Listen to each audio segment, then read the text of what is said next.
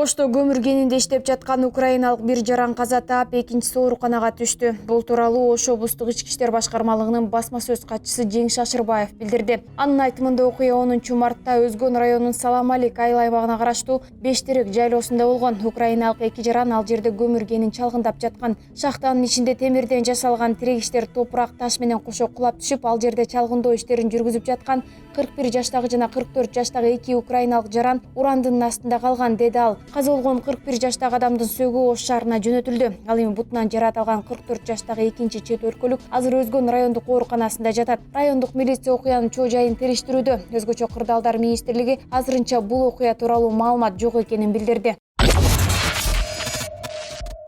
Кыргызстанда чет элдик валютага тартыштык жок. Бул тууралуу Улуттук банктын төрагасы Толкунбек Абдугулов билдирди. Анын айтымында доллар жана башка валюта өлкөдө жетиштүү түрдө бар. Эч кандай проблема жок. Любой банкта канча доллар алам десең, канча евро алам десең, же башка валюта алам десең, эч кандай чектүүлөр же мындай недостаток жок да. Көчөгүнү бир нече жерлерде мындай аквал кичине бир кызыктуу болду да. Кээ бир обменный бюролор, банктар же башка финансовый институттар ушу Россия Федерациясынын рыногу биздин Кыргызстандын рыногу менен 3 саат айырмасы бар да. Ошондуктан эртең менен көбүнчөсү мындай эмне болот деп анча мынча операцияларды токтотуп койгон да. Бул эми туура түшүнүш керек да. Мындай нерселер биздин экономикабызда уже бир нече жолу болгон. Бирок Улуттук банктын бүгүнкү күнү резервтерди 2,4 миллиард долларды түзөт. Ал эми Жогорку Кеңештин депутаты Акылбек Жапаров 1 доллардын баасы 75 сом менен токтобосо, доллар менен насыя алгандарга өкмөт жана Улуттук банк жардам берүүсү керектигин айтат. Мисалы мен бүгүн эртең менен Улуттук банктын төрагасына дагы айттым. Азыр валютаны сатып атканда контрактасы бар. Соода сатык менен контрактысы бар, товар келаткан. Же болбосо кредитти төлөй турган гана кишилерге азыр валюта берип тургула. Же болбосо жаныбызда мына Казакстан, Россия, Белоруссия менен бир экономикалык мейкиндебиз да биз. Алардагы болгон суроо талап валютага аябай катуу кескин түрдө жоголуп кеткенде пылесостой биздин валютанын баары ошол жака кетип калат да. Анан биз бирдиктүү экономикалык аймакта болгону менен биз улуттук саясатты, ошондой эле улуттук өзүбүздүн соомуздун туруктуулугун өзүбүз башкара алабыз да. Мына ушул жерден биз ыкчамыраак кыймылдашыбыз керек. Мындан тышкары элде паника болбош керек. Мен ойлоп атам, буюрса бир 75-тин тегерегинде токтойт го деп. Эгерде 75-тен аша турган болсо, анда доллар менен кредит алган бизнесмендерге өкмөт менен Улуттук банк жардам бериш керек. Кошумчалай кетсек, 11-мартта Улуттук банктын расмий сайтында доллар 69,85 сом бойдон турат. Ал эми коммерциялык банктарда жана акча алмаштыруучу жайларда 72,76 жана 72,96 сом болууда. Жогорку Кеңеш жана президенттин иш кеңсеси жайгашкан имаратка сырттан келгендерди киргизүү убактылуу токтотулду. Бул тууралуу 11-мартта парламенттин жалпы жыйынында спикер Дастанбек Жумабеков билдирди. Азыр Жогорку Кеңешке чектөө киргизип атабыз. Биз мурункудай Жогорку Кеңешке сырттан кирген конокторду кабыл алчубуз, иш-чараларды өткөрчүбүз, айылдык кеңештин депутаттарын, окуучуларды, мектеп окуучуларын кабыл алчык, студенттерди кабыл алчык, мунун баардыгын токтоттук, убактылуу токтоттук. Ошол эле учурда Жогорку Кеңештин депутаттарын чет мамлекеттерге иш сапарларына чыгуусуна убактылуу тыюу салуу сунушталды. Парламенттин депутаты Дастан Бекешев дүйнөнүн 100дөн ашык мамлекетине коронавирус жайылып жатканына байланыштуу эл өкүлдөрүнүн иш сапарларын токтотуп туруусун, чет жактан келгендерди карантинге алууну сунуштады. Урматтуу төрага, менде процедурный маселе болуп атат да. Урматтуу төрага, азыр мына биз көрүп атабыз го, коронавирус боюнча азыр 112ден ашык мамлекеттерде болуп атат. Франция, Испания, Иран депутаттары мына бири-бирине жугузуп жүрүшөт. Биздеги депутаттар дагы эле ошого карабастан иш сапарга чыгып атышат да. Сиз тыюуну салбайсызбы? Болбойт го эми. Бияка келсе эми Германияда жүрүшөт. Германияда 1000 ашык киши коронавирус менен ооруп атат. Мына экскурсияны биз бияктан токтоттук. Давайте иш сапарды дагы токтотолучу. Туура болот го, эми келгендер, уже кеткендер мейли келгенде, бирок карантинге жатсын. Ата мекен фракциясынын лидери Айсулуу Мамашева мындай иш-аракеттердин бардыгы дүйнөлүк инциденттен өпкөнү сезгентүүчү илдетке байланыштуу экенин айтат. Бул бардыгы ушул коронавируска байланыштуу болуп атат. Анткени өзүңүздөр көрүп атасыздар, дүйнө жүзүндө бүгүндө абдан мындай орчундуу маселе болуп чыкты. Бирок тилекке каршы ушул уже Европа өлкөлөрүндө башталып, башка дагы андан дагы катуу формада болуп мындай мутация болуп атат. Ошондуктан Кыргызстанга келгенде кандай болгонун биз билбейбиз, бирок келгени сөзсүз түрдө келет тилекке каршы.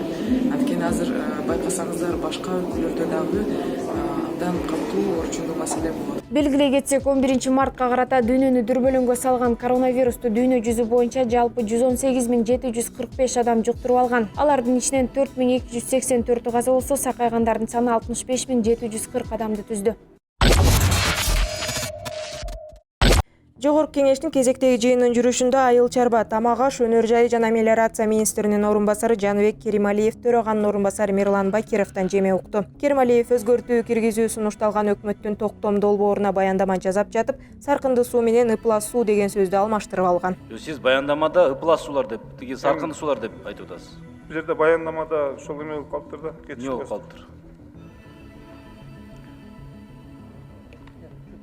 Биз мындай даярдаганда өкмөт качан бир мындай сапаттуу алып келесиңер даярданыпчы? Мен сизден так суроо берип атам. Биз кайсыга ишенебиз?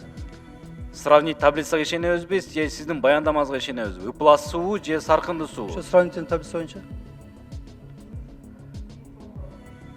Сунушталган таблица, сунушталган редакцияга ишениңиз. Сизге ишенбейт экенбиз да, значит. Эми кээде мындай ашыпка кетип калат да, менден ашыпка кетип калды окшойт анда. Сизден өзгө эле ашыпка кетип жүрөт өзү негизи.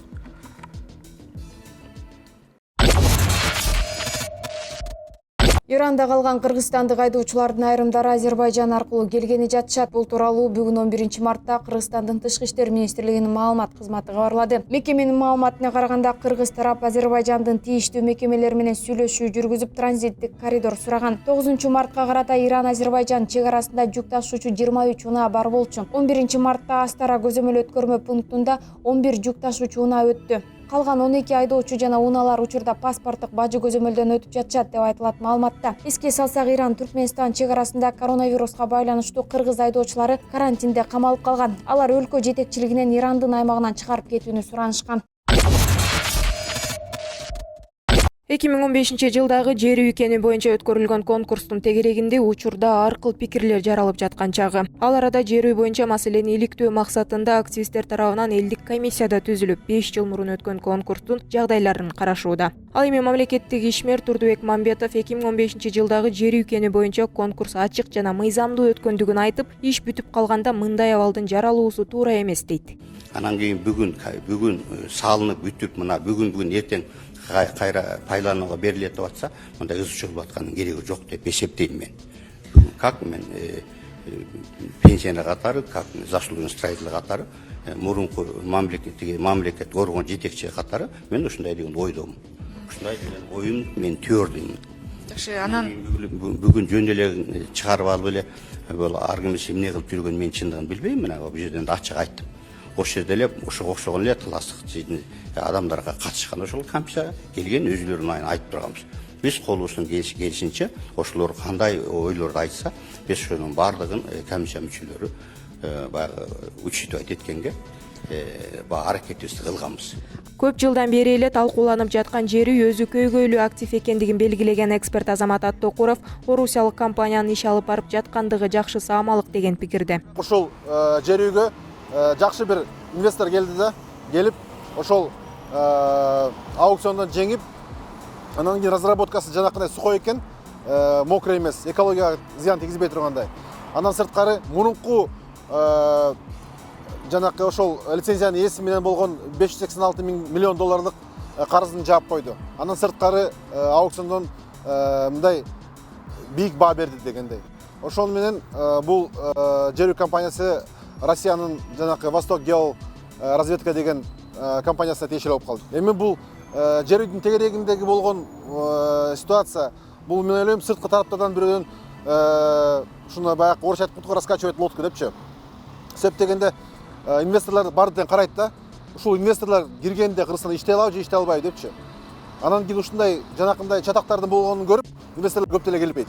Мындан тышкары Аттокуров бизнесте бийликтин үлүшү болбоосу керектигин жана ар кыл талкууларды жаратып жаткандар акчаны көздөгөндөр гана экендигин кошумчалады. Аны сурап атпайбы, эмнеге мамлекеттин долясы жок депчи. Бизнесте мамлекеттин долясы жок болуш керек негизи эле. Себеп дегенде бизнестин мамлекеттин бизнесте долясы болсо, анда баягы туура эмес чечимдерди кабыл алып коюшу мүмкүн да. Ошол себептен биринчиден, экинчиден жанакы эгерде сен доляга коштам десең, анда сен дагы бир нерсени киргизишиң керек да. Кел разведкага кошул, кел чогуу иштешели деп туруп, сен дагы өзүңөн инвестиция киргизишиң керек мамлекет тараптан. Ошол маселе болду. Байкасаңар, ошол жанакы барып ошондой бузукулуктарды кылган балдарды мен тааныйм.